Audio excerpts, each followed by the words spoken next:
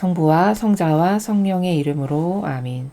예수님과 어머니 하나 되신 성심을 통해 신성하신 하느님 아버지 피아세 나라에서 이 기도를 봉헌드립니다. 사랑하는 어머니, 오늘 저희들에게 천상의 나라에서 이렇게 메시지를 주신 어머니 사랑에 감사드립니다. 유일성이 배워야 할 유일한 모범이시고 어머니의 모든 속성이 저희들의 속성이 되기를 늘 갈망하고 염원하오니 역겨우니 인간의 의지와 뜻을 모조리 다 뽑아하다 저희들의 자유의지가 어머니 발 앞에 봉헌드리오니 이것을 모두 가져가시고 머리끝부터 발끝까지 어머니 아름다운 수십만 가지 아니 수억만 가지의 그 탐복할 만한 속성들로 저희들을 새로 태어나게 하여 주시옵소서. 어머니 태안의 작은 아기로서 하나 되신 성심에 매일 매순간 봉헌드립니다. 하오니 어머니를 닮은 아름다운 유일성으로 매일 영혼들이 새로 태어날 수 있도록 저희를 축복하여 주시며 어머니의 매개체요 도구요 그 역할을 충분히 할 수 있도록 충실히 수행하는 데 필요한 다양한 은총으로 축복하여 주시옵소서. 이 모든 기도 우리 주 예수 그리스도의 이름으로 기도드리나이다. 아멘. 성부와 성자와 성령의 이름으로 아멘. 안녕하십니까? 하느님의 뜻 성교의 피아수녀입니다. 이제 추석 연휴 마지막 날이 되었는데요. 가족들하고 행복하고 즐거운 시간들 보내셨는지 모르겠습니다. 오늘은 특별히 그 마라나타 성지에서 성모님께서 메시지를 주셨습니다. 우리의 그 아름다우신 어머니께서 어떤 내용의 천상의 말씀으로 자녀들을 격려하시고 위로하실지 기대하면서 여러분들과 함께 오늘 메시지 보도록 하겠습니다.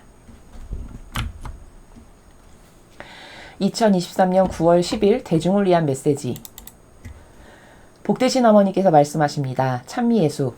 사랑하는 자녀들아, 어떤 수단에도 그리고 오늘 토론에서 논의되었던 어떤 문제에도 낙심하지 마라. 나는 너희 편이라는 사실을 그리고 나는 너희가 미처 깨닫지 못하는 방식으로 사람들의 마음을 바꿀 수 있다는 사실을 명심하여라. 너희가 마음속에 희망을 품을 수 있도록 그리고 민주주의 체제에 대한 희망을 가질 수 있도록 계속해서 기도하여라. 오늘 밤 나는 내 거룩한 사랑의 축복을 너희에게 내린다. 성모님의 말씀이셨습니다. 사랑하는 성모님 감사합니다. 예, 그렇게 길지 않은 메시지인데 이제 어머니께서 굉장히 오랜만에 메시지를 주셨습니다. 요즘 이제 미 대선이 제가 알기로는 한 50여일 앞으로 다가오고 있다라고 제가 이제 알고 있는데요.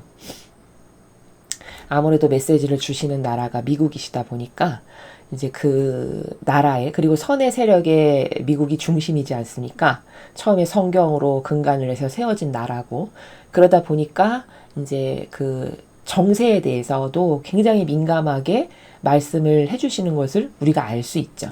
그러니까 이런 거를 보면은요, 어떤 영적인 감이 딱 와야 되는 거냐면요. 아, 일상생활하고 이렇게 밀접하게 내 가까이서 계시는구나를 여러분이 꼭 인지하셔야 됩니다. 우리가 자칫 잘못하면은 신앙이다 이러면은 신앙생활 안 하고 모르는 사람은요, 어떻게 인지가 아예 내재적으로 돼 있냐면요. 그거 그냥 되게 추상적이고 막연한 거? 그리고 뭐 마치 이런 걸로 생각하는 거죠. 왜 옛날 어르신들이 하느님 모르던 시절에 그냥 정화수 떼어놓고 그냥 비나이다 천지신명께 비나이다 이렇게 하잖아요. 그럼 그걸 좀 배웠다고 하는 지성인이 봤을 때 저거 뭐 하는 거야? 어디다 대고 하는 거야? 저거 뭐 그냥 아무 허공에다 대고 하는 거야? 저 효과는 있는 거야? 이런 식으로 왜 생각하기가 쉽죠? 마치 신앙을 바라보는 관점이 보통의 사람은 심지어 신앙생활을 한다라고 하는 신자들조차도 그런 나라에서 신앙생활을 하거든요. 그러니까 내 삶하고는 그렇게 딱히 관련이 없는, 그러나 내가 갈급하고 힘들면 필요하니까 하나쯤 구비하고 있으면 좋은 이런 것쯤으로 신앙을 생각합니다. 맞죠? 그러니까 이러니까 신앙생활이 완전 잘못된 거예요. 신앙생활은 그렇게 마치 집안에 여러 가지 물건이 있는데 그 중에 뭐 필요할 때만 이렇게 가끔씩 꺼내 쓰는 물건? 그런 것쯤으로 생각했다가는 신앙생활을 이제 잘못하게 되는 거고 사실은 그게 바로 종교생활이죠. 그러니까 그런 것이 아니라 여기 오늘 말씀도 어머니께서 미대선에 대해서 말씀하시잖아요. 그쵸? 그럼 이거 인간이 살아가는데 굉장히 밀접한, 우리가 일상생활에서 매일 저런 문제들에 부닥치고 좌절하고 슬퍼하기도 하고 고통도 스럽고 하지 않습니까? 그럼 이 정도로 가까이서 나랑 진짜 함께 사시면서 우리들에게 필요한 것을 저렇게 직접적으로 말씀하시는구나. 이 관점으로 보면서 얼마나 우리와 하나 되어서 옆에 같이 마음 안에 사시는지를 여러분이 리얼하게 깨달으실 수 있어야 된다는 거죠. 먼저 지금 본격적으로 본문의 메시지를 해설하기에 앞서서 이 나라가 차원이 어떠한 것인가를 잘 인지하셔야 된다는 겁니다. 그러니까 막연한 신앙생활, 피상적인 신앙생활, 그리고 상징에 붙여둔 신앙생활, 뭐 이런 거 있죠. 기타 등등. 이런 거는 완전히 잘못된 거예요. 그건 그냥 상징 어디 저 너머에 묻어두고 급할 때, 필요할 때, 고통스러울 때만 찾는 이런 것은 모욕과 역겨움을 드리는 행위가 된다는 겁니다. 그것은 지금 21세기를 살아가는 새천년 왕국을 앞둔 자녀의 올바른 반향의 나라가 아니에요. 지금은 영성이 그런 수준의 나라가 아닙니다. 지금 시대는 마음 안에 모시고 함께 살아가는 시대예요. 그러니까 어떤 거냐면 더 구체적으로 설명을 드리면 이런 거예요. 아버지의 신성이 늘 저희 앞에 앞서가십시오. 저는 아버지의 신성이 앞서가시면 제 인성이 그 발자국을 조심히 따라가겠습니다. 이런 나라예요. 그러니까 마음 안에 모시고 마치 이런 거죠. 자연법으로 설명하면 예를 들어 뭐 초등학교 아이다. 그러면 초등학교 아이는 길도 잘 모르고 지리에도 어둡고 어디로 가면 안전하고 지름길이고 뭐 이런 걸 하나도 모르잖아요. 그러니까 어떻게 해야 될까요? 초등학교 아이는 안전하려면 엄마가 어디를 가. 그럼 엄마가 앞서가게 하고 자기는 그 엄마를 놓치지 않고 그 발자국을 그대로 따라가면 그 아이는 안전하죠. 마치 이런 거예요. 신성이 앞서가시고 나의 인성이 그 아버지의 뜻 신성이 행하시는 바를 조심스럽게 함께 동반하며 걸어간다라는 거는 이런 차원의 나라예요. 그 초등학교 어린아이와 같은 마음과 정신의 나라. 이해가 잘 되시죠? 자, 이런 생활을 지금은 해야 되는 거니까 얼마나 밀접하게 하나 되어서 살아가야 되는 겁니까? 이게 신앙생활이다 라는 것을 전반부의 이 내용을 본문을 설명하기에 앞서서 여러분에게 말씀을 드리고요. 그게 저는 잘 안 돼요, 수녀님. 자꾸 잊어버리고요. 맨날 내 멋대로 사는 게 익숙하다 보니까 그게 너무 어렵고요. 물론 처음에는 그럴 수 있어요. 그러나 제가 앞에서도 많이 말씀을 드렸죠. 모든 것은요. 습관화되기까지의 그 과정이 어려운 거지 습관이 되고 그것이 어떤 나의 새로운 어떤 정서로 자리 잡기까지의 그 시간이 걸리는 거지 그게 나에게 자리 잡죠. 그 다음부터는 쉽게 되는 거예요. 마치 운동선수가 어떤 기술 하나 연마하기까지의 고통스러운 시간을 인내를 하고 단련을 해야 하듯이 그러나 그것이 나의 기술로 딱 몸에 장착되고 붙으면 그 다음부터 그걸 하는 게 어려워요? 밥 먹듯이 쉬워지는 거죠. 그러면 이때 관건은 뭐냐? 그래서 인내 있는 사람이 좋은 거예요. 근성어. 인내가 있고 참을성이 있고 항고하고 지속적일 수가 있다. 그러면 이거를 꿋꿋이 실패하더라도 딛고 일어나서 다시 또 하고 딛고 일어나서 다시 또 하고 이거를 하지 아예 포기하고 접어버리진 않겠죠. 그러면 이런 사람은 마침내는 돼요.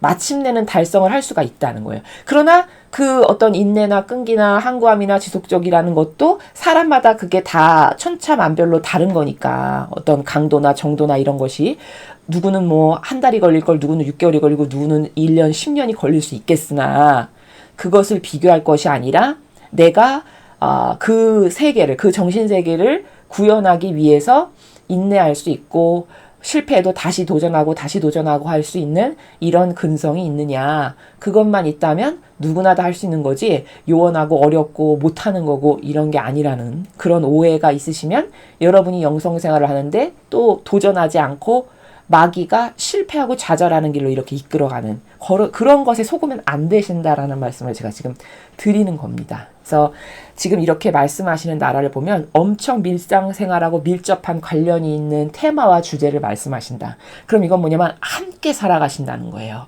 이렇게 가깝게. 말고 요원한 그저 형이상학적인 얘기를 막 하시는 게 아니잖아요. 우리가 메시지를 보면 항상 이런 아주 일상에 가깝고 밀접하고 정말 내 마음 안에 어떤 것을 꼭 들킨 것만 같은 이런 것을 터치하고 말씀하시죠. 그렇죠? 그러면 마음 안에 함께 사시니까 그걸 하실 수 있는 거죠. 가까이 계시니까 그런 것을 건드리고 말씀하시는 거죠. 맞습니까? 이런 것에 대한 편견과 오해가 먼저 없어야 된다라는 것을 여러분에게 말씀을 드립니다. 그리고 도전은 계속 지속적으로 하면 되는 것이다 라는 거고요. 그러면 오늘 이제 본문의 내용을 보면요. 사랑하는 자녀들아, 어떤 수단에도, 그리고 오늘 토론에서 논의되었던 어떤 문제에도 낙심하지 마라, 이렇게 말씀하셨어요. 그럼 도대체 어떤 토론을 두고 말씀하시는 거냐? 친절하게 여기 달아놓으셨죠. 그쵸? 꼬릿말을. 2024년 9월 10일에 있었던 부통령 카멜라 해리스와 전직 대통령 도널드 트럼프의 첫 번째 대선 토론을 두고 어머니께서 이렇게 말씀하시는 거예요. 낙심하지 말라고. 그러면은 낙심할 만한 토론이었나 보다 라는 거죠. 그렇죠. 그래서 저도 어머니께서 이렇게 말씀을 하시길래 찾아봤어요. 도대체 토론을 어떻게 진행이 되었고 거기서 논의된 논제가 뭐고 두 후보가 어떻게 답변을 했길래 이렇게 말씀하시는가를 제가 좀 찾아봤거든요. 그랬더니 자연법에 살아가는 세상 사람들의 관점과 평론가들은 한결같이 다 해리스가 압도적으로 했다. 토론을 내용을 주도적으로 이끌었다. 뭐 이렇게 평가를 하더라고요. 그래서 도대체 압도적으로 했다라는 게 뭔가를 제가 이제 또 파고 들어가서 봤어요. 그랬더니 세상 사람이 말하는 압도적이라는 거는요. 굉장히 저급한 건데 결론부터 말하면 어떤 거냐면 이런 거예요. 제가 이 앞에서 마귀를 이야기할 때 빨갱이들이 주로 사용하는 마귀에 살아가는 마귀 나라가 있어요. 전형적인. 그게 뭐냐면 우리나라도 어쩌면 이렇게 마귀 패턴이 미국이나 우리나라랑 똑같이 한결같은지. 예를 들면은 김문수 장관 후보자가 청문회 하실 때 여러분 보셨나요? 제가 그걸로 자꾸 말씀을 드리는데 왜냐면 그게 너무 대비가 잘 돼서 못 보신 분은 축약된 영상으로라도 보세요. 거길 보면요. 그 민주당 의원들이 말하는 나라가 있어요. 그게 마귀가 살아가는 나라거든요. 근데 그 말하는 나라가 천편일률적으로 같아요. 어떻게 같으냐면 말투나 억양만 다른 거지 인신공격 나라 있죠. 그리고 이 사람의 자질을 평가하는데 하나도 도움이 되거나 중요치 않은 신변 잡기적인 내용 뭐 이런 거 있지 않습니까? 그런 거를 가지고 사람의 빈정을 상하게끔 말을 해요. 우리가 이거를 좀 저급하게 표현하면 갈구작된다고 하죠. 왜? 세상 사람이 표현할 때 쟤는 사람이 아주 기분 나쁘게 갈구작대면서 말해. 이런 말씀 들어보셨죠? 딱 그런 나라거든요. 그럼 마귀는 왜 그 패턴을 사용하냐면요. 상대의 그 감정의 동요를 일으키기 위해서예요. 그러니까 진실하고도 상관이 없고요. 그 말하는 나라를 보면요. 이 사람의 능력을 평가하는 것하고 하등 상관이 없어요. 그러니까 다 이런 거예요. 뭐 태도가 글러먹었다는 등, 목소리 톤이 마음에 안 든다는 등, 뭐 자세를 똑바로 하라는 등, 예 아니오로만 대답하라는 등, 다 이런 식이거든요.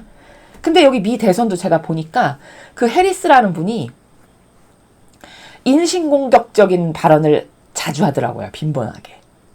그러니까 물론 정책적인 말도 했었는데요. 중간중간에 그 갈구작대면서 사람의 빈정을 긁어대는 나라에서 말을 해요. 그게 한결같은 마귀의 공통적인 거예요. 그러니까 감정을 상하게 하는 거죠. 그럼으로써 상대가 마귀가 노리는 건 이거예요. 그렇게 말하면 이 사람이 충분히 영적이지 않으면요. 거기에 휘말릴까요? 안 휘말릴까요? 휘말리게 되어 있어요.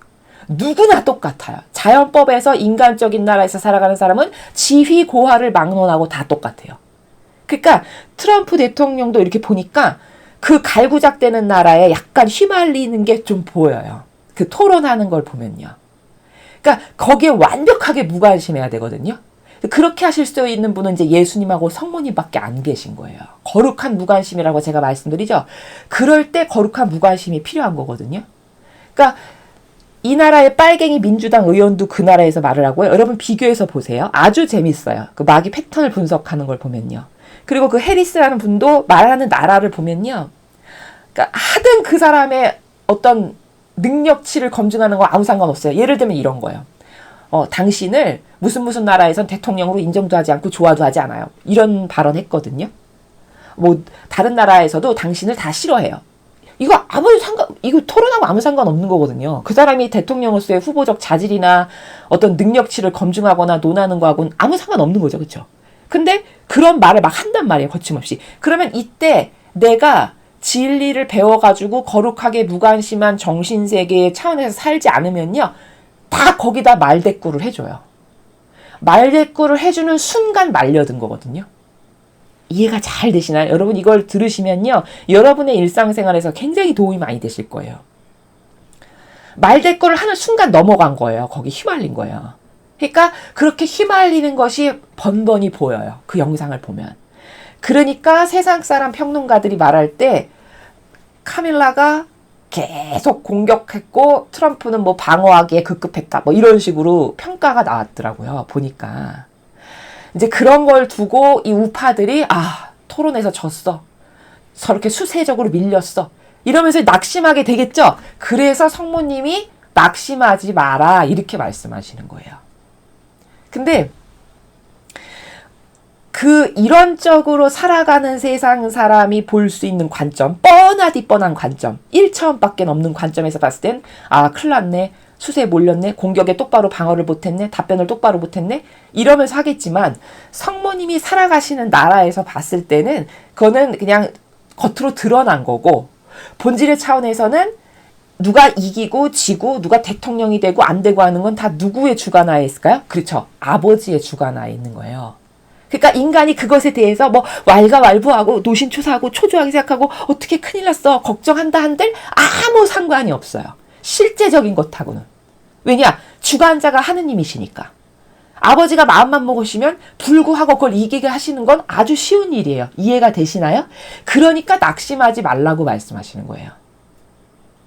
잘 이해를 하셔야 돼요. 그러니까 이 마귀 패턴은 똑같다.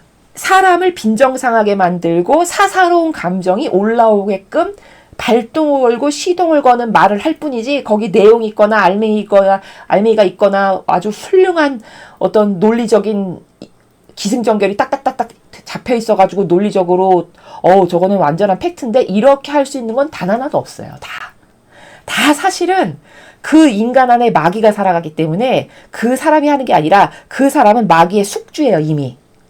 잡아먹힌 거예요. 사고방식이. 그리고 그냥 시키는 대로 충직하게 하는 그냥 도구 역할만 하는 거예요. 그 하나의 인간은. 그리고 그 안에서 조종하고 이 말도 하고 저 말도 하고 이랬다 저랬다 하는 건 그건 마귀가 하는 거라는 겁니다. 영적 실체와 본질은 이래요. 그럼 그 마귀가 노리는 노림수가 뭐냐? 상대방 인간을 사사로운 감정이 돋아오르게 하고 그리고 반감이 생기게 하고 빈정이 상하게 해가지고 쓸데없는 말을 하게 하고 그래서 휘말리고 말려들게 하는 것. 요게 마귀의 계략이고 책략이고 술수예요. 이해되십니까? 자, 그러면 여기서 아주 중요하고 재밌는 거 알려드릴게요. 그럼 어떻게 그럴 때 처신을 해야 될까? 그러니까 처신이란 단어는 맞지 않고 사고방식과 정신세계가 아예 다른 차원에서 살아야만 그런 마귀에게 휘말리지 않거든요. 그럼 어디서 배워야 될까요? 그렇죠. 무조건 예수님과 성모님. 자, 예수님은 바리새인 율법학자를 어떻게 대하셨는가를 보면 알 수 있어요. 예를 들어서 예수님이 하신 방법대로 해야 되거든요. 예수님께서 끌려가셨을 때, 뭐, 바리새인 율법학자가 뭐 쓸데없는 거, 뭐, 네가 뭐 유다인의 왕이냐, 뭐 이래가면서 막 이상한 거 막 물어보잖아요. 거기 답변하시든가요? 답변 안 하시죠. 침묵으로 일관하세요. 그게 거룩한 무관심의 나라예요. 답변하시는 거는 어떤 때만 하냐? 답변할 가치가 있을 때만 하세요. 이해가 되십니까? 그러니까 마귀가 막 아무리 떠들어봤자 동요가 없고 항상 고요하세요. 그게 거룩한 무관심의 나라거든요. 그리고 저거는 답변을 해야 내가 아버지의 영광을 드러내겠다 하실 때만 답변하시는 거예요.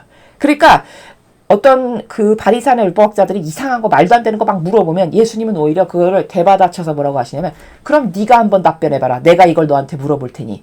너는 뭐 넌 땅에서 가깝냐 하늘에서 가깝냐 뭐 이런 거 물어보시죠. 성경에 보면. 너가 답변 안 하지? 그럼 나도 답변 안 하겠다. 이런 나라예요. 이해가 되십니까? 그러면 우리도 그런 나라 정신세계에서 살고 그렇게 대응을 해야만 마귀에게 넘어가지 않고 마귀를 쳐 이길 수 있는 거거든요. 이거 오늘 엄청 중요한 영성의 포인트를 여러분에게 말씀드리는 거예요. 자, 이런 방법으로 하거나 아니면 성모님은 어떻게 마귀를 이기시냐면요. 이건 지금 예수님의 패턴을 말씀드린 거예요. 성모님은 성모님도 마귀 공격이 엄청나게 많았거든요. 어디서 알 수 있느냐면 그 성모님에 대해서 여러분이 더 자세히 배우고 싶고 어머니를 정말 닮고 싶다면은 신비로운 도성, 하느님의 신비로운 도성이라는 책이 있어요. 그것을 꼭 보세요. 성모님을 내가 정말 사랑해서 그 아름다운 유일성의 정신으로 나도 새로 태어나고 싶다. 이런 분들에게 필수 도서로 제가 권고드려요. 하느님의 신비로운 도성 총 10권이에요. 근데 거기를 보면은 마귀들하고의 가공할 전쟁에서 어머니께서 단 한 번도 패배하신 적이 없는데 그럼 어머니는 마귀를 어떻게 이기셨냐? 아름다운 유일성의 나라에서 이기시는데 마귀가 공격을 하죠. 그러면 어머니는 그 책의 표현을 보면은 제가 너무 그게 고결하고 아름다워서 다 옮길 수가 없는데 아주 냉랭하리만큼 응대를 안 하신다라고 나와요. 그러니까 이것도 역시 거룩한 무관심의 나라죠. 그렇죠? 근데 예수님의 패턴은 약간 남성이시니까 절대성의 나라에서 마귀를 이기시는 방법을 사용하시는 거고 어머니는 여성이시다 보니까 유일성의 나라에서 마귀를 이기시는 방법을 사용하는 그 차이만 있는 거거든요. 근데 여성인 유일성은 마귀가 그렇게 가공할 만한 공격을 하면 완벽하게 무관심한 침묵으로 오히려 그럴 때 더 그 고요한 나라로 더 들어가신다라고 되어 있어요. 그 책에 보면. 그래서 마귀가 아무리 공격을 해도 반응이 없으니까 그냥 지풀에 떨어져 나가는 거죠. 우리도 왜 이런 거잖아요. 세상에서 보면 싸우는 걸 보면요. 맞받아 치니까 싸움이 나는 거죠. 그렇죠? 근데 한쪽이 말을 안 하고 침묵으로 계속 일관해. 그럼 그 싸움이 나나요? 싸움 안 나죠. 그냥 제풀에 죽어서 그냥 말하다 말고 가버려요. 이제 이런 게 어떤 비슷한 류의 한 종류인데 세상사에서 보자면 근데 대다수의 사람은 그걸 할 수 없는 게 왜냐면 사사로운 감정에 화가 들끓어서 그렇게 할 수가 없게 되는 거거든요. 그쵸? 근데 성모님은 아예 마귀가 오감을 타고 들어오면 오감을 다 닫아버리신다라고 되어 있어요. 그 정도로 철저하게 무관심하고 오히려 더 깊은 내면의 아버지 나라로 들어가신다라고 거기 나오거든요. 그래서 대꾸를 안 하는 거예요. 이래서 마귀를 이기시는 게 성모님의 방법이시거든요. 그러니까 여성분들은 이런 방법으로 마귀를 이기시는 게 좀 더 익숙하고 친숙하시겠죠. 왜? 성모님이 그렇게 하셨으니까 우리도 유일성이니까 그게 더 익숙하고 친숙하실 거고 남성분들은 예수님이 하신 방법으로 마귀를 대하셔야 돼요. 다가온다. 그러면 내가 저 말은 꼭 집어줘야지만 하느님께 영광이 되겠다. 이런 것만 답변하고 역시 그걸 답변을 안 하시는 거예요. 혹은 뭐 마귀를 꺾어버리는 방법이 한두 가지가 아니니까 예수님께서 하신 방법이 한 가지로 정형화해서 절대 말씀드릴 수 없는 차원이고 나라이긴 한데 그중에 그 수많은 나라 중에 하나를 제가 지금 말씀드리는 건데 또 다른 하나는 이런 방법도 있어요. 그 마귀를 꺾는 예수님의 방법 중에 성경에 보면은 그 막달라 마리아 있죠. 창녀. 그 창녀를 죽여야 된다고 막 사람들이 끌고 와가지고 예수님 앞에 이렇게 던지면서 저 여자 가늠한 여자라고 나쁜 여자라고 막 이렇게 하잖아요. 근데 그렇게 해서 막 씩씩거리고 온 사람들이 그게 다 이제 마귀 도구가 되는 건데 그 영혼들이 그 순간에 예수님이 그 마귀의 극성을 어떻게 끊어버리시냐면요. 땅바닥에 탁 앉아가지고 돌멩이로 바닥에다 뭘 막 쓰세요. 이렇게 해서 마귀들의 그 흐름에다가 찬물을 확 끼얹는 걸 하시는 거거든요. 그게 뭐냐면은 예를 들면은 자연법으로 설명하면 이것과 비슷해요. 우리가 축구 경기를 보면은 어떤 사람이 혼자 단독 드리블을 해가지고 골대 앞으로 막 가는데 거기서 그 상대편 선수가 와가지고 그걸 밖으로 확 쳐내버려.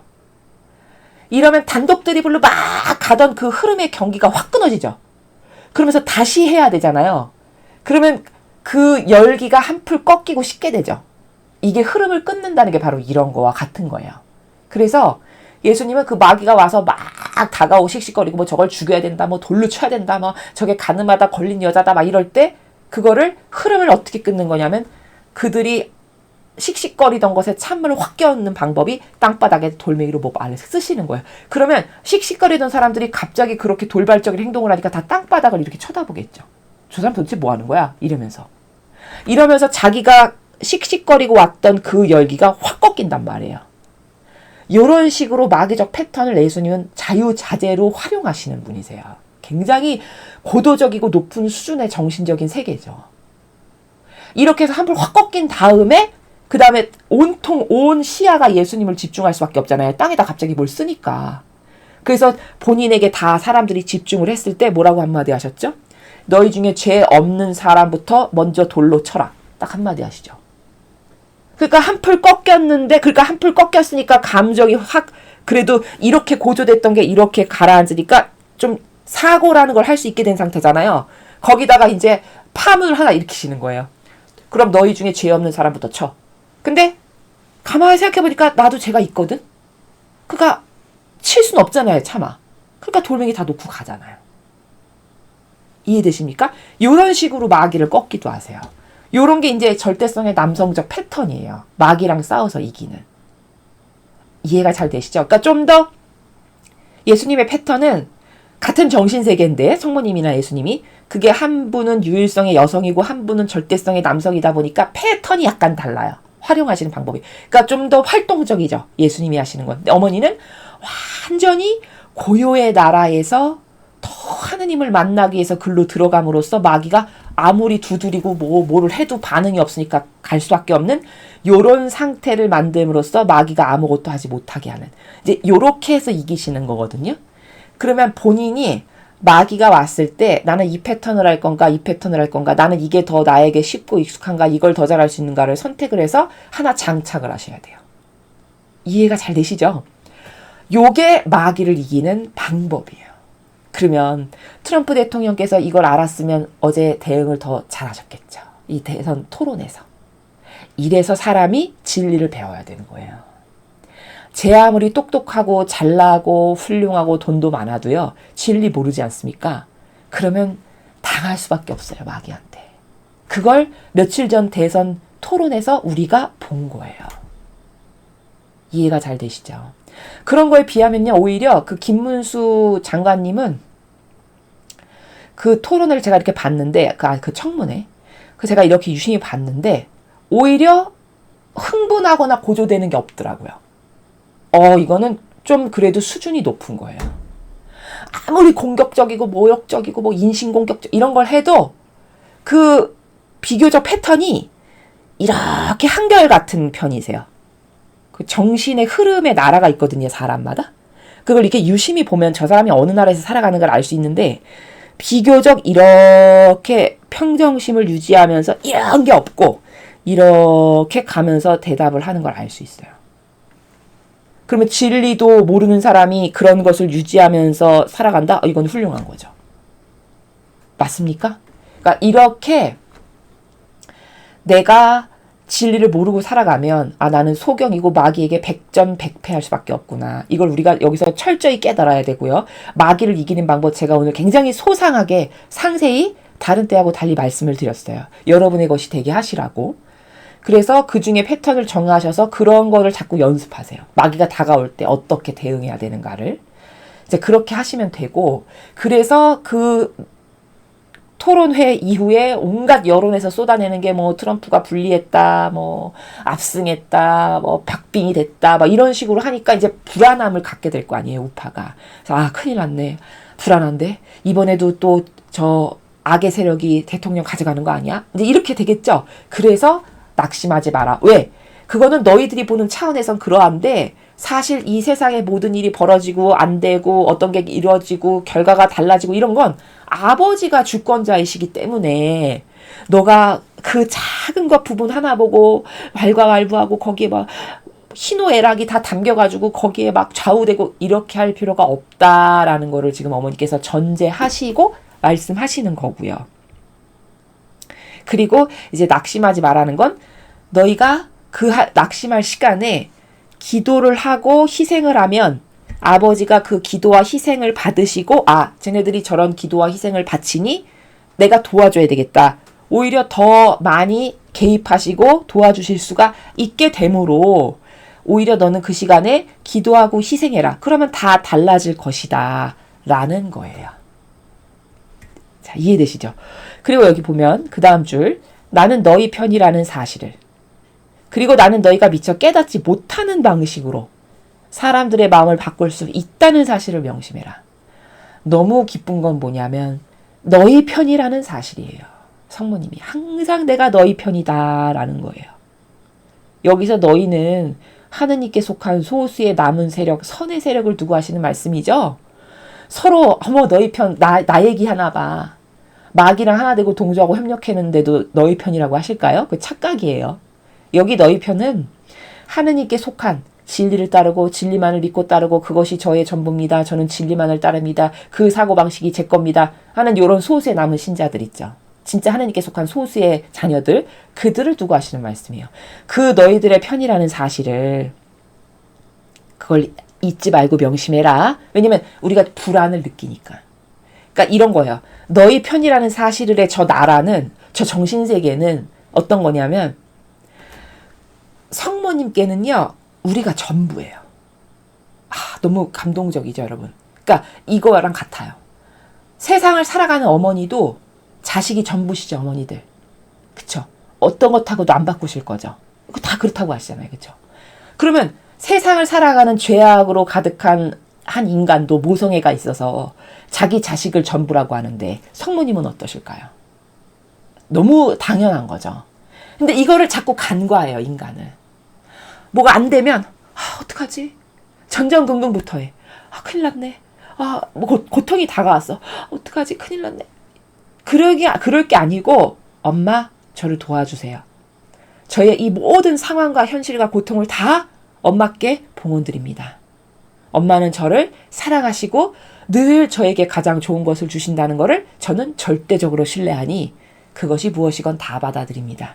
엄마 저에게 개입하셔서 저를 도와주세요. 이걸 하면 좋잖아요. 그렇죠? 아니 세상의 엄마도 자식을 위해서는 목숨도 내놓지 않습니까? 그 어머니들 다 인정하시잖아요. 그렇죠?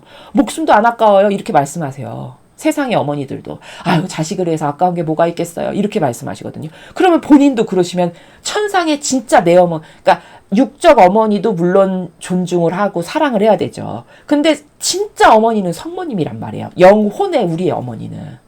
그럼 그 진정한 우리의 어머니가 우리를 얼마나 잘 돌보시겠습니까? 얼마나 사랑하시겠어요? 그러니까 너가 나의 전부다 라는 나라에서 내가 너희 편이라는 사실을 이렇게 말씀하시는 거예요. 그걸 잊어버리지 마라. 내가 너의 편이야. 내가 너의 엄마니까. 이런 나라입니다. 든든하시죠?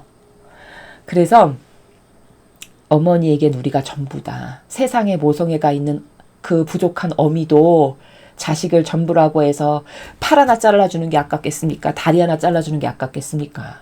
어머니들은 아마 목숨도 내놓으실걸요? 그렇죠. 그러니까 그런 어머니의 마음의 한 억만 배? 그게 성모님의 마음이에요. 그럼 여기서부터 이제 눈물이 나기 시작해요. 맞습니까? 그렇죠. 그러니까 우리가 기도를 할 때 특히 성모님을 많이 여성분들은 더 그러실 것 같은데 제 생각에 성모님에게 기도를 많이 해요. 근데 그건 왜 그러냐면은 그게 너무 자연스러운 현상인 게 엄마가 편하거든요. 우리도 왜 부모님이 두 분 계시지만 왠지 아버지는 좀 어렵고 엄마는 편하잖아요. 그렇죠? 영적으로도 예수님도 계시고 성모님도 계시고 아버지도 계신데 물론 삼위일체시니까 한 분이신데 그래도 굳이 내가 더 이렇게 의지를 한달까? 영적으로 더 의지하는 마음이 이렇게 기우는 쪽은 성모님인 경우가 굉장히 많거든요. 그러면 왜 그러냐면 그 모성애 때문에 그런 거예요. 우리가 엄마가 편하듯이. 그러니까 그 진정한 엄마께 여러분이 더 많이 의탁하시고 더 내어 맡기고 그냥 한없이 작은 아기로 안겨서 어머니께 다 말씀드리고 요렇게 하면은 그 영성의 나라가 좀 더 이렇게 커질 수 있어요. 더 밀접하게 하나 되어 살아가는 그 영성의 나라가 이렇게 더 깊어진다고 할까요? 더 그렇게 되기가 쉽다라는 거죠. 자, 그래서 내가 너의 편이다. 왜? 내가 너의 엄마잖니. 너의 엄마인데 당연히 너의 편이지. 너가 나의 전부지. 이런 나라에서 말씀하시는 거고요. 그리고 나는 너희가 미처 깨닫지 못하는 방식으로 사람들의 마음을 바꿀 수 있다. 그러니까 사람이 이건 아마 이렇게 될 거야. 짐작할 수 없는 방법으로 항상 하세요, 하느님은. 그러니까 좀 세상적으로 저급하게 표현하면 상상을 초월하는 나라? 그런 나라에서 아버지가 이루기도 하시거든요. 그러니까 그런 거를 성경에서도 볼 수 있는데 어디서 볼 수 있냐면은 그 아브라함이 부자가 되는데 보통 사람의 우리의 범주는, 우리의 이 조악한 머리에서 나오는 범주는 뭐 열심히 농사를 져서 땅이 많아져서 이제 뭐 이렇게 부자가 된다거나 어떤 이런 인간적인 나라에서 생각을 하는데, 하느님은 완전히 차원을 달리 하시는 게, 그 사라를, 그 성경을 보면 나오거든요. 사라를 어떤 왕의 눈에 들게 하세요. 그래가지고 그 왕이, 사라가 처녀인 줄 알고 사라를 취해요. 아브라함의 아내인 사라. 근데 그날 밤에 잠자리를 들려고 했는데 아버지께서 너 그 여자를 건드리면 큰일 난다. 그 여자는 남편이 있는 몸이다. 이렇게 깨닫게 하셔가지고 깜짝 놀래가지고 사라를 내보내면서 너 어떻게 나에게 이런 거짓말을 했냐? 막 이러면서 추궁하는 게 나오죠, 성경에. 그러면서 너의 아내를 가져가라. 그리고 뭐 이것도 양도 소도 뭐 이것도 다 가져가라. 이러면서 재물을 함께 보내는 걸 볼 수 있어요. 그런 일이 2번이 일어나요. 그 2번을 통해서 아브라함이 부자가 되게 하시거든요. 그럼 여러분 생각해 보세요. 세상 사람이 이런 범주에서 사고가 불가능하죠? 아니, 부자를 만드시는데 어떻게 왕에게 눈에 들게 해가지고 그 여자를 취하게 했다가 하느님한테 저주받을까 봐서 무서워가지고 막 못도 내놓고 못도 내물고 재물도 가져가라 그러고 이렇게 해서 부자가 되게 하신다고? 완전히 사람이 생각하는 것과는 새로운 차원의 범주잖아요. 그렇죠? 이런 거를 두고 하시는 말씀이에요. 그러니까 너희가 미처 깨닫지 못하는 방식으로가 지금 제가 설명한 나라예요. 그러니까 아버지가 어떻게 하실지는 아무도 몰라요. 우리는 상상이나 범주가 예측도 안 돼요. 그렇게 하시는 분이시니까. 왜냐면 전지전능하시니까. 못하실 게 없는 분이니까. 그러니까 지금 너희가 미처 깨닫지 못하는 방식으로 사람들의 마음을 바꿀 수 있다? 그러니까 대선 토론이 아무리 뭐 이렇다 저렇다 뭐 망했네 뭐 박빙이 됐네 다 따라잡았네 그러다 한들 너는 그런 것에 마음을 쓰지 말아라. 왜? 하느님이 하시는 건 인간이 감히 상상할 수 없는 방법으로 하시는 거야. 이 말씀이죠. 그러니까 요 뉘앙스는 선거에서 얼마든지 하느님이 이기게 하실 수 있어. 이 말씀이에요. 단 우리가 희생과 배상 보복의 기도를 많이 하면 거저되는 거는 없으니까. 이해가 되셨죠? 그러니까 그저 우리가 할 수 있는 건 뭐냐면요. 그저 희생 많이 하고요. 고통을 사랑하고요. 배상 보복의 기도 많이 하고 이게 우리가 할 수 있는 신앙인이 할 수 있는 최선의 노력들이에요. 그러면 이루시는 건 다 누가 이루신다? 아버지가 이루신다. 이게 공식과도 같은 겁니다. 천상 나라의 메커니즘적 공식이에요. 이해가 잘 되시죠? 이제 그런 나라의 차원을 성모님께서 설명하시는 거고요. 너희가 마음속에 희망을 품을 수 있도록 그리고 민주주의 체제에 대한 희망을 가질 수 있도록 계속해서 기도하여라. 자, 기도하여라 하시잖아요. 그러니까 아버지가 다 바꿔주실 거야 얘들아. 걱정을 하지 마. 근데 단 너가 기도하고 희생을 해야 돼. 왜? 아무것도 안 하고 손 놓고 가만히 있는데 거저 이루어지는 것은 없는 게 천상의 시스템이니까. 그러면 그건 공짜니까 불공평한 거니까. 그러니까 단지 너가 기도와 희생을 지속적으로만 할 수 있어. 그러면 걱정하지 마. 아버지가 다 바꿔주신다. 이런 차원의 나라. 납득이 되시죠? 그러니까 많은 이가 희생하고 기도하면 너는 희망을 가져도 돼. 그 모든 것을 바꾸는 건 인간이 할 수 있는 게 없고 인간이 할 수 있는 건 그저 아버지께 잘못했습니다. 죄송합니다. 용서하고 자비를 베풀어 주세요. 죄악에 대한 배상과 보복을 드립니다. 이런 기도하고 희생도 하고 네가 고통이 닥쳐도 사랑하고 이런 걸 아버지께 드리는 거야. 그럼 아버지는 그걸 받으셨기 때문에 받으셨는데 가만히 계시면 그게 천상의 나라가 아니에요. 희생이 바쳐졌어. 그럼 희생에 상응하는 대가를 꼭 주세요. 하느님은. 이러니까 공정한 거예요. 그래서 제가 공짜 거전 없다라고 꼭 말씀드리는 거예요. 세상은 이런 게 있어도 씹어버리고 짓밟고 그쵸? 혹은 받쳐지지 않았는데도 막 퍼준다든가 이런 식으로 무질서하잖아요. 근데 천상은 무질서하지가 않기 때문에요. 수학 공식과도 같다니까요. 받쳐졌어. 그럼 그것에 대한 대가가 상응하는 상급이 은총이 반드시 있어요. 근데 상급이 난 모르겠던데요. 모르겠는 거는 지금 눈앞에 당장 드러나지 않았을 뿐이에요. 죽고 나서 그 상급이 주어질 수도 있고요. 혹은 30년 후에 그게 드러날 수도 있는 거예요. 그건 아버지가 배려하시는 안배의 나라예요.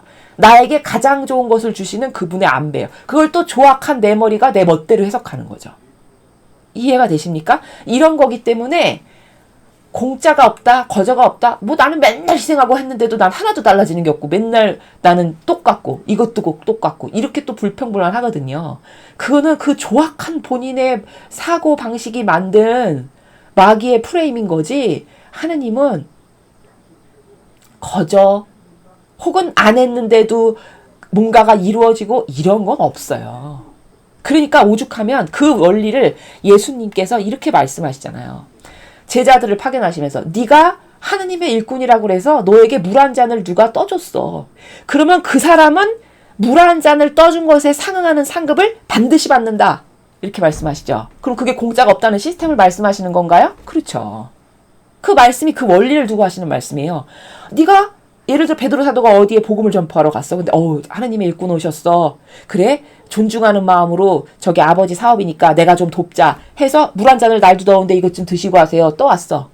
그러면 그 사람은 물 한 잔에 해당하는 협력을 했죠. 그러면 그 물 한 잔에 해당하는 협력에 대한 상급이 그 영혼에게 반드시 하느님은 주신다라는 거예요. 이게 공짜가 아닌다라는 말이잖아요. 그쵸? 혹은 그 사람이 이만큼 헌신을 했어. 그럼 이만큼 헌신한 것에 대한 대가를, 상급을 나는 반드시 준다. 그러면 이게 그 원리를 말씀하시는 거잖아요. 거저 공짜는 없다. 예수님이 이렇게 말씀하시잖아요. 그러므로 네가 희생을 하고 기도를 바치고 배상보속을 하고 고통을 사랑하고 해. 그러면 그게 바쳐진 거죠. 하느님께. 그 바쳐진 것에 상응하는 것만큼 아버지는 개입하셔서 이것도 하시고 이것도 하시고 이것도 하시고 사람 마음 하나 바꾸는 건 아버지한테는 식은죽 먹기로 쉬운 일이에요. 이해가 되시죠? 요런 거니까 우리가 할 거는 희생하고 기도하는 거다. 눈에 당장 보이지 않으니까 하다 말고 이런 나약성을 지니고서는 발전할 수 없어요. 주님의 자녀면은 기본이 인내와 끈기가 있어야 돼요. 이해되십니까? 자, 이런 시스템적 메커니즘을 여러분이 아셔야만 납득을 하고 그 노력도 똑바로 할 수 있는 거죠. 오늘 밤 나는 내 거룩한 사랑의 축복을 너희에게 내린다. 자, 어머니는 이제 마지막에 자녀니까 사랑하는 아들, 딸들이니까 꼭 선물을 주고 가십니다. 이렇게. 어떤 걸 주고 가셨어요? 거룩한 사랑의 축복. 선물 주고 가시는 거죠. 그럼 거룩한 사랑의 축복이 도대체 뭘까? 축복이니까 좋은 건 알겠는데 거룩한 사랑의 축복. 확 와닿진 않잖아요. 그러니까 이런 거예요. 거룩한 사랑이라는 건 뭐냐면 인간의 사랑은 거룩한 사랑인가요? 역겨운 사랑인가요?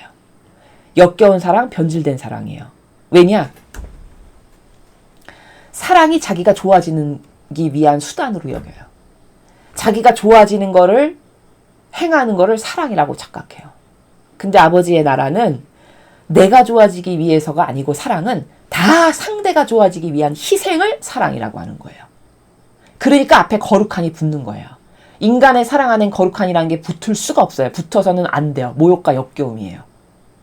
인간은 다 변질된 사랑, 저열한 사랑, 뭐 저급한 사랑 이런 거지 거룩한 사랑이 없어요. 인간에게. 왜 다 자기 뜻으로 오만하고 교만하고 내가 좋아지는 걸 사랑이라고 여기고 변질된 그 역겨운 내 오감이나 만족시키면 어머 저 사람이 나 좋아하나 봐 착각하고 이 얼마나 저급하고 저열합니까? 그쵸?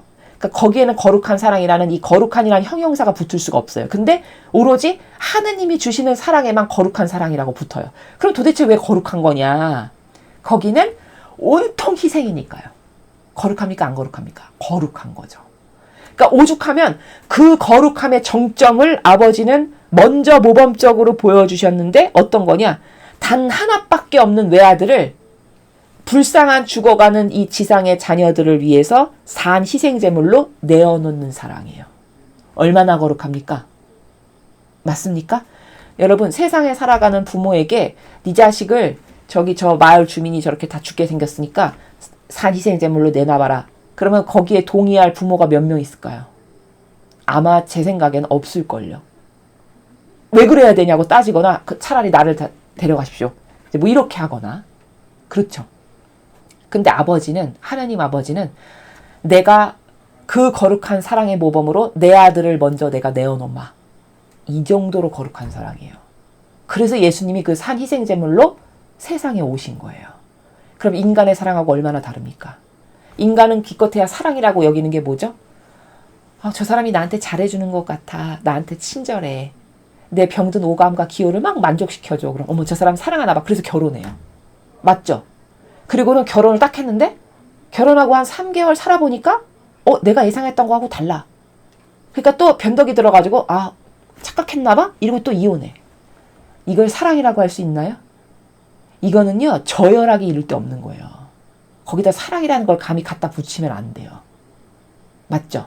그럼 그러한 인간의 사랑은 다 뭐야? 다 자기가 좋아지기 위해서 선택한 거잖아요. 맞죠? 이러니까 거기 비전도 없고 발전도 없고 거기 희망을 둘 수도 없어요. 거기 파멸밖에 없고 실패밖에 없어요. 왜? 스타트 자체가 자기를 위해서 한 거니까. 그 자기를 위해서 한 게 얼마나 갈까요? 그쵸? 그러니까 실패밖에 없고 맨날 이혼하고 못 살겠다라고 하고 이러는 거예요. 근데 저 사람을 위해서 희생하는 게 기쁨이야. 그럼 거기 불평불만이 있을까요? 왜? 희생하는 걸 기쁨으로 여겼기 때문에 불평불만이 아예 안 나와요. 왜? 스타트 자체가 나를 위한 게 아니라 저 사람을 위해서 희생하는 게 나의 기쁨이지. 이렇게 시작했는데 어떻게 불평불만이 나올 수가 있나요? 아무리 희생을 해도 불평불만이 없지. 그렇죠. 그러니까 이건 실패할 수가 없어요. 시작 자체가 완전히 달라요. 납득이 되시죠? 그렇죠? 스타트 자체가 희생하는 걸 기쁨으로 여겼고 희생해서 저 사람이 좋아지면 그게 곧 나의 기쁨이지. 이렇게 스타트를 했으니까 거긴 실패가 있을 리가 없고요. 불평불만을 할 리가 없죠. 그게 하느님 아버지의 사랑이에요. 그러니까 거룩한 사랑인 거예요. 그렇죠? 그래서 이 거룩한 사랑의 축복이라는 건 뭐냐면 하느님 아버지의 뜻이 주시는 사랑. 그 사랑의 축복을 내가 너희들에게 주마 하시는 거예요. 성모님이. 왜? 우리 인간의 사랑의 축복은 다 변질되고 저열하고 저급하니까 아버지의 사랑의 그 아름다운 거룩한 사랑의 그 축복을 내가 너희들에게 주마라고 선물로 지금 주시는 거라고요. 이해되시죠? 그러니까 이 거룩한 사랑은 사랑하는 아들, 그것도 하나밖에 없는 독생성자 외아들을 죄인을 위한 희생제물로 내어놓는 사랑이에요. 그러니까 거룩한 사랑이에요. 얼마나 거룩합니까? 죄악으로 가득한 인간은요, 죄인 자체인데도 자기 아들, 딸, 저 마을 사람 위해서 네 자식을 산제물로 바쳐라. 그러면 아무도 안 바칠걸요? 그렇잖아요. 그렇죠? 그러면 이게 죄가 없으신 분이 산 희생제물로 그것도 자원하여 몸소 내어 바치셨다. 얼마나 숭고하고 거룩합니까? 그러면서 사랑이 이런 거야 얘들아 하고 가르쳐 주시는 거예요. 모범으로.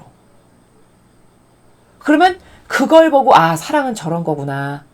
정말 아름답다. 진짜 고결하다. 나도 저런 사랑을 해야지. 이렇게 되라고 모범을 보여주신 거예요. 예수님이. 이해되십니까? 그러니까 이런 사랑의 축복을 내가 너희들에게 선물로 주고 간다. 왜? 너희도 그런 거룩한 사랑을 하라고. 아버지 뜻 안에서. 그래서 성모님이 마지막으로 거룩한 사랑의 축복을 너희들에게 준다라고 말씀하시는 겁니다. 이해가 되시죠?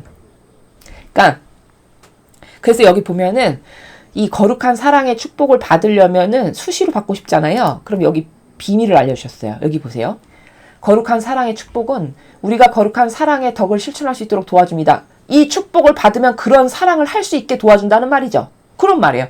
인간은 저열하고 저급한 사랑밖에 할 줄 모르는데 성모님의 이 사랑의 축복을 받으면 나도 희생을 영예로 여기고 희생하는 게 기쁨이고 저 사람을 위해서 희생했는데 저 사람이 영적으로 이렇게 좋아지고 이렇게 훌륭한 사람이 됐네.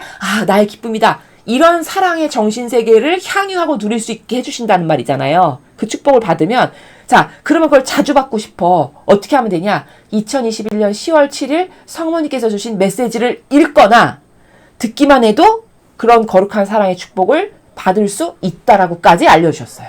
얼마나 어머니가 상냥하세요. 이해되셨죠? 그렇죠? 그러니까 여러분이 머리맡에 요 10월 7일 날 메시지를 인쇄해가지고 두시고요. 자기 전에 한 번씩 읽고 자는 거예요. 여기 읽기만 해도 받는다 했으니까. 듣기만 해도 받을 수 있다. 줄 거라고 하셨으니까. 그쵸? 그러면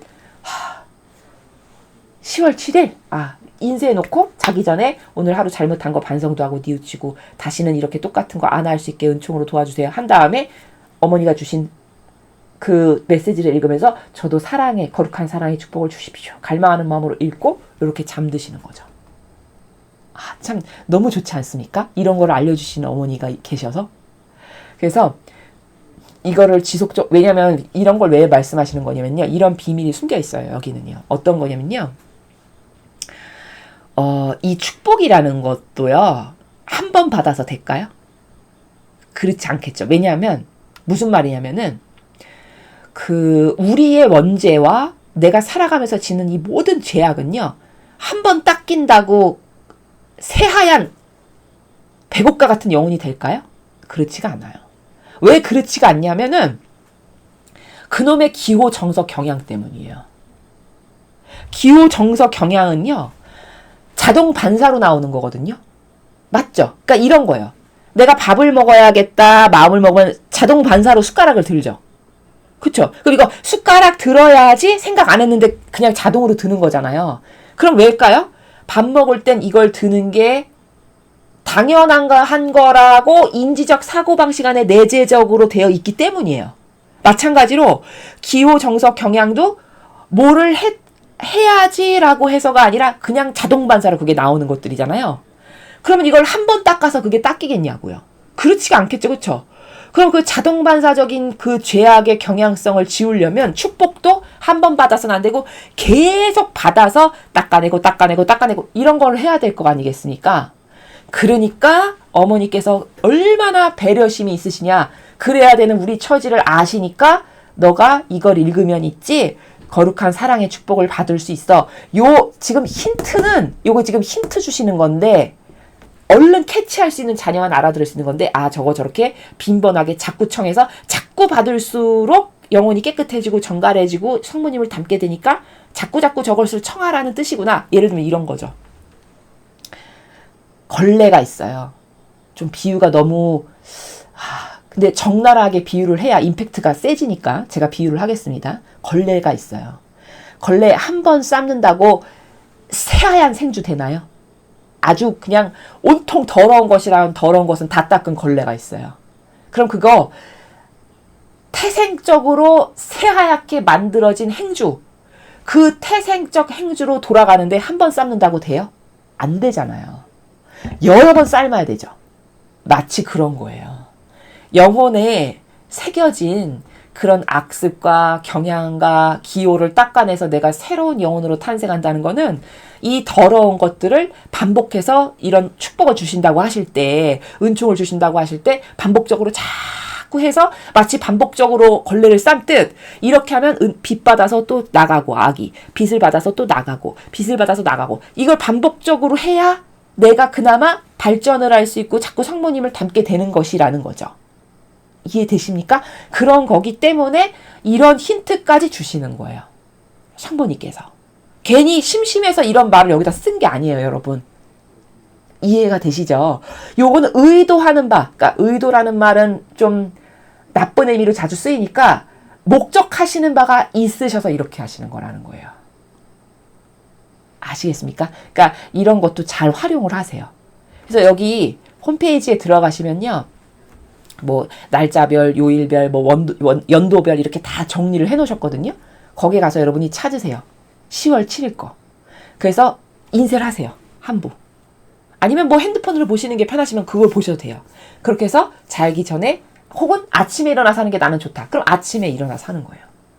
이렇게 해서 여러분의 그 영성 생활을 하시는데 많은 도움이 꼭 되셨으면 좋겠습니다.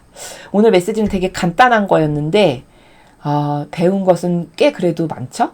첫 번째, 성모님은, 즉 하느님 아버지는, 예수님은, 성령 하느님은 우리와 이렇게 가까이 계신다는 거. 둘째, 마귀를 어떻게 이기는가. 왜 많은 사람이 마귀에게 패배하는가. 마귀의 패턴이 있어요. 근데 그 패턴은 내용이 대단하고 이런 건 단 하나도 없어요. 다 인간의 사사로운 감정을 불러일으키고 빈정이 상하게끔 해서 똑같은 나라에서 공격을 함으로써 마귀에게 패배하게 하고자 하는 게 이게 마귀의 의도고 계략이란 걸 여러분이 꼭 아셔야 돼요. 그러면 이 마귀를 어떻게 이기는가? 답은 항상 예수님과 성모님께만 있어요. 그래서 제가 이렇게 상세하게 설명해드린 건 오늘이 처음인 것 같은데 어떻게 예수님께서 성경에서 마귀를 이기시는지 성모님은 마귀를 어떻게 이기시는지를 제가 설명을 드린 거예요. 거기서 한 패턴을 잡으셔서 여러분의 것이 되게 하시면 돼요. 그 다음에 이제 어머니가 주시는 이 아름다운 사랑의 나라, 그 사랑의 축복을 빈번하게 왜 받아야 하는가? 이제 이런 것에 대해서 여러분에게 말씀드렸습니다. 오늘 들은 이 영성 강의를 통해서 여러분이 더 성모님과 가까워지고 더 성모님을 많이 닮고 이렇게 아름다운 유일성의 사랑의 마음의 나라, 이 마음이 너무 아름답죠.